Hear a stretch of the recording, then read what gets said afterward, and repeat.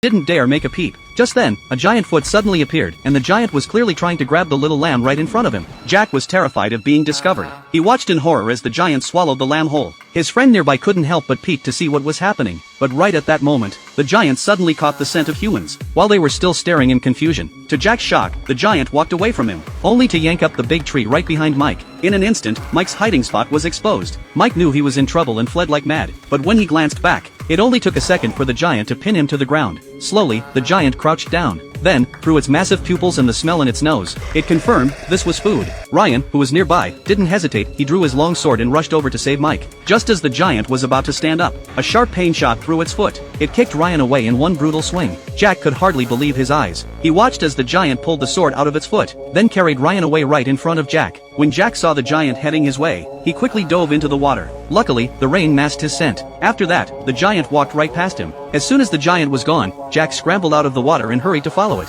Before long, he reached the giant's lair. When he spotted his friends, he didn't realize Mike had already been tossed onto a flatbread. A cook sprinkled spices all over him, and the princess standing nearby froze in shock. To make things worse, the giant not only picked its nose, but also took a bite of its creation to taste it. Then the giant rolled Mike up in the flatbread and set him aside. Next up as ingredient, the princess. The cook hesitated, not sure how to prepare her. That's when Anna, the princess, spotted Jack on the ground. She knew he'd come to save her. While the giant wasn't looking, Jack snuck over to the cage, but just as he was about to open it, he realized the cage was a special container the giant had made impossible to open easily. At that moment, Jack saw his friend lying on a wooden chopping block. He rushed over, determined to save Mike. He pulled out a small knife and was about to cut through the flatbread wrapping Mike, when Mike suddenly noticed the giant walking toward them. Jack quickly handed the knife to Mike, then hid in a corner. But right then, the giant pulled out a large skewer. When Mike saw the giant was going to skewer the flatbread, and him with it, he held his breath so tight he thought he might pass out. Thankfully, he narrowly avoided disaster. Just as the giant was about to throw the flatbread into the fire to roast, Jack knew Mike couldn't hold on much longer,